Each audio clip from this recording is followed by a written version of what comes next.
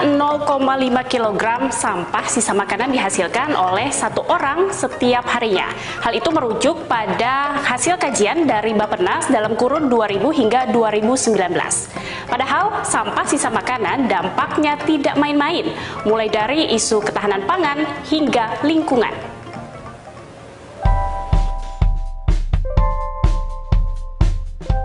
Menurut kajian Bappenas tersebut pula, jika dikalkulasikan dalam 1 tahun, per kepala dapat menyisakan makanan hingga 184 kg. Itu artinya secara nasional makanan yang terbuang diprediksi sebanyak 23-48 juta ton per tahun.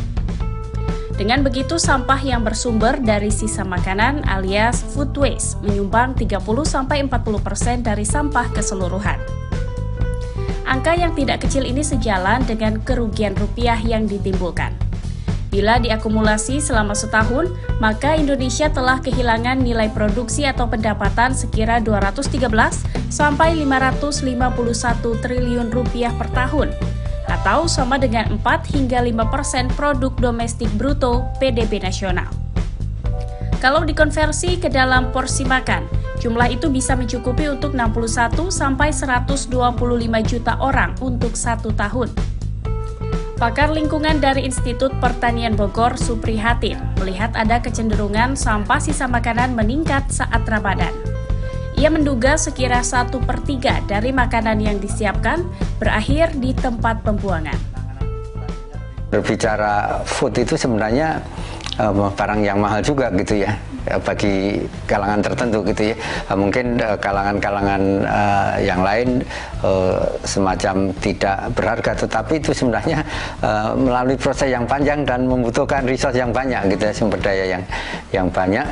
Belum lagi nanti kalau dibuang menimbulkan masalah lingkungan ya, masalah TPA-nya cepat penuh, kemudian di situ dihasilkan gas metana. Selain mencegah pemborosan, meminimalisasi sisa makanan berarti turut andil dalam memenuhi ketersediaan pangan bagi seluruh individu. Saat berbuka dan sahur, menurut Suprihatin, kita bisa memperkirakan agar penyiapan makanan jangan sampai berlebih.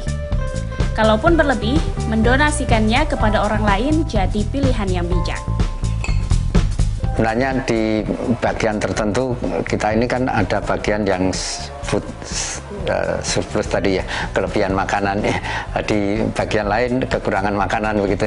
Nah ini kalau bisa diseimbangkan, saya kira akan memecahkan berbagai persoalan ya. Satu di bagian kelebihan bisa mereduksi limbahnya, di bagian yang lain bisa ketutup kekurangan makanannya.